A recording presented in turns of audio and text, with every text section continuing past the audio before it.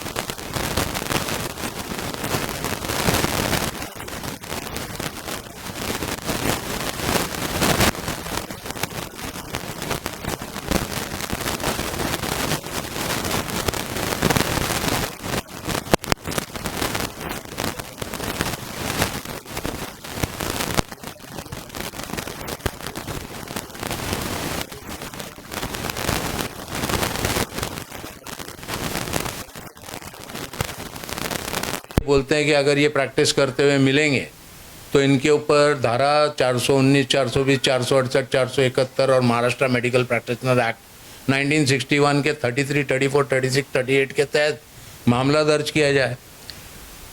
मुझे आश्वासन देकर के भेज दिया गया, लेकिन एफआईआर दर्ज नहीं हुई।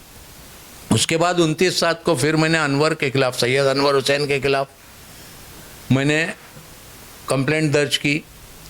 उस पर भी मुझे आश्वासन दे करके भेज दिया गया। कड़ साहब से मिल करके मैंने ये कंप्लेंट्स दी है, दोनों कड़ साहब और मुजावर साहब दोनों से मिल करके मुझे आश्वासन दे करके भेज दिया गया, लेकिन उसके ऊपर भी एफआईआर दर्ज नहीं हुई। इस सिलसिले में कुछ हद तक मैंने सीनियर ऑफिसर से फॉलोअप करने की कोशिश की, लेकिन मुझे कोई रिस्पॉन्स नहीं मिला। अल्टीमेटली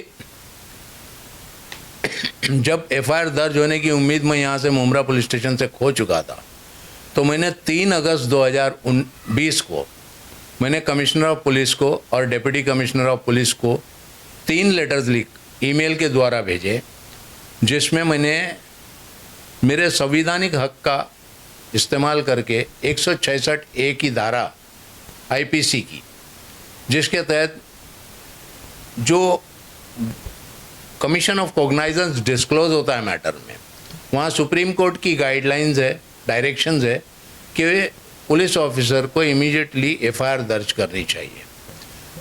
जो कि यहाँ पर नहीं हुआ था, उसका उल्लंघन हुआ था। लिहाजा मैंने उनसे मांग की कमिश्नर ऑफ पुलिस से और डिप्टी कमिश्नर ऑफ पुलिस से लिखित रूप में कि आप ऐसे एरेंट ऑफिसर्स के खिलाफ कार्रवाई कीजिए। लेकिन 3 अगस्त 2020 से लेकर 29 अगस्त 2020 तक किसी तरह की कोई कार्रवाई नहीं हुई, कोई मेरे को उसका रिस्पांस भी नहीं मिला। 29 तारीख को मुजावर साहब ने मुझे फ़ोन करके बुलाया, इन्वेस्टिगेटिंग ऑफिसर ने, और मुझसे कहा कि ये लेटर है आपकी कार्रवाई के ताल्लुक से, ये आपको देने थे। 1-1.5 घंटा हमारा डिस्कशन चला। उनको सारी सबूत की रोशनी में मैंने बताया कि एफआईआर दर्ज क्यों नहीं हो रही है, लेकिन उन्होंने मुझे लिखित रूप में दे दिया तीनों के एवज़ में लेटर। 11/3/2020 का एवज़ में, 23/7/2020 के एवज़ में और 29/7/2020 के एवज़ में लेटर के 11/3/2020 के एवज़ में उन्होंने लिख दिया कि आपकी तकरार में कोई तथ्य नज़र नहीं आता, कोई फैक्ट नहीं है, कोई हकीकत नहीं है।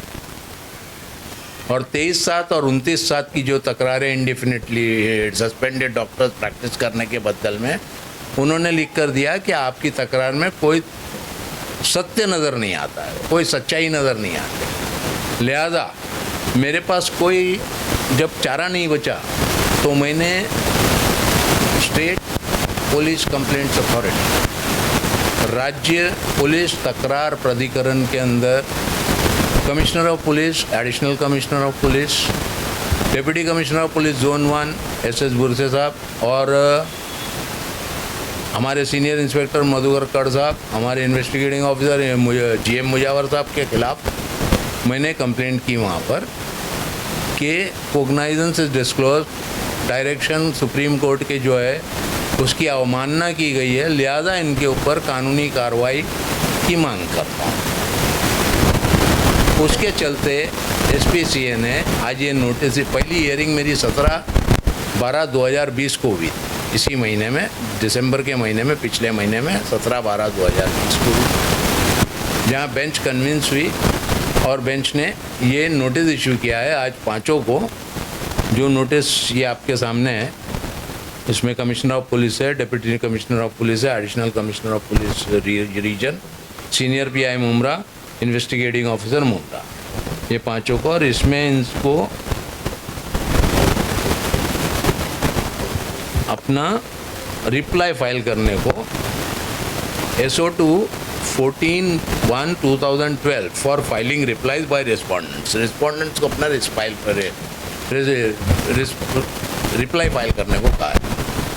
जी हाँ, जैसे काफ़ी सारे लोग जो है वो शिकायत मांगे वो लोग हमेशा से स्टेशन के बाहर दिखते हैं और झूठा आरोप के तहत केस भी कर देते हैं। और पुलिस जो है, जो जैसे आपने बताया कि सारे एविडेंस होते हुए भी पुलिस ने आपके पक्ष में बात नहीं रखा, कोई FIR नहीं लिखा, लेकिन जो शिकायत माफिया उनके कहने पर तुरंत FIR हो जाता है। तो उस बारे में क्या कहना चाहेंगे और उसके लिए आपको क्या? उस बारे में इतना ही कहना चाहूँगा कि 2018 से मैं डॉक्टर्स के खिलाफ ये जंग में हूँ। 15 मार्च 2018 को मैंने पहली complaint Maharashtra council of Indian medicine में की थी। उसके बाद में आज तक के, मतलब 1-1.5 साल के वक्फे के बाद में ये चारों डॉक्टर इंडेफिनेटली सस्पेंड हुए। लेकिन जैसे आप बता रहे हैं कि बिना आधार की FIR दर्ज हो जाती है और इतना सबूत देने के बाद FIR दर्ज क्यों नहीं होती है, तो मैं खुद इसका शिकार हूँ। मुझ पर एक FIR दर्ज हुई है, वो FIR इसी सस्पेंडेड डॉक्टर ने किया है और उस FIR में ये लिखता है कि मैं प्रैक्टिस कर रहा हूँ और पुलिस के पास में Maharashtra council of Indian medicine का लेटर है कि ये आदमी इंडेफिनेटली सस्पेंडेड है। उसके बावजूद ये लिखता है मैं डॉक्टर हूँ पेशे से और मैं प्रैक्टिस कर रहा हूँ। ये इसने 18 फरवरी 2020 को ये स्टेटमेंट पुलिस में दिया है और मेरे खिलाफ FIR दर्ज करवाया है।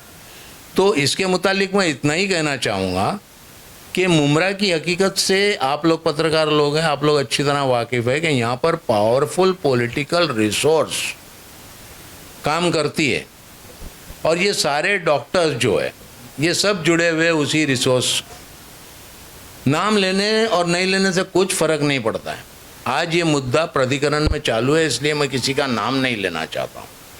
इतना सिंपल मैं बोल सकता हूँ कि पुलिस ने किस वजह से मेरी एफआईआर के ऊपर काम नहीं किया है, ये जग जाहिर है। ये लोगों को भी समझता है और ये आप लोगों को भी समझता है। ये डॉक्टर्स बल्क में डेथ सर्टिफिकेट्स देते थे। इसकी कई सारी वीडियोस है जो यूट्यूब पे अपलोडेड है, जो पत्रकारों ने ही कवर किया है। हिंदुस्तानी रिपोर्टर ने कवर किया था और अल्लाह ने की देवे आपका प्रायर टाइम्स ने कवर किया था। तो ये लोग बल्क में देते थे डेथ सर्टिफिकेट्स। और आज भी आप लोग जानते हैं कि डेथ सर्टिफिकेट मिलने में कितनी दिक्कत होती है, दुश्वारी होती है, कितना खामियाजा पब्लिक को भुगतना पड़ता है। तो मेरी शिकायत थी कि डेथ सर्टिफिकेट्स मरने वाले का हक है और उसको फ्री में मिलना चाहिए, इसलिए मैंने किया। डर इंसानी फितरत में शामिल है, लेकिन मेरा डर जायज़ है कि मैं उन लोगों के ख़िलाफ़ लड़ रहा हूँ जिनका पावर बहुत ज़्यादा चलता है और डायरेक्ट मेरे निशाने पर इस वक्त पुलिस है। पुलिस से मेरे को जवाबदेही है। पुलिस मेरे को जवाब देगी प्राधिकरण में, प्राधिकरण पुलिस से जवाब लेगा। तो ऐसी सूरत के अंदर मेरे साथ कभी कुछ हो भी सकता है। मैं लिहाजा यही बोलूँगा कि अगर मेरे साथ कुछ भी हो तो आप लोगों के माध्यम से उसकी कीन इंक्वायरी होनी चाहिए, क्योंकि मुझे अगर एक्सीडेंट होता है या कुछ भी होता है तो कभी मैं ये नहीं मानूंगा कि वो होगा मेरे साथ, वो करवाया जा सकता। बस इतना ही मैं कहना चाहूँगा। ऐसे ही तमाम अपडेट से जुड़े रहने के लिए सब्सक्राइब करें मुंबई टीवी। मैं अफजल शेख फिर हाजिर हूँगा एक नई न्यूज़ के साथ।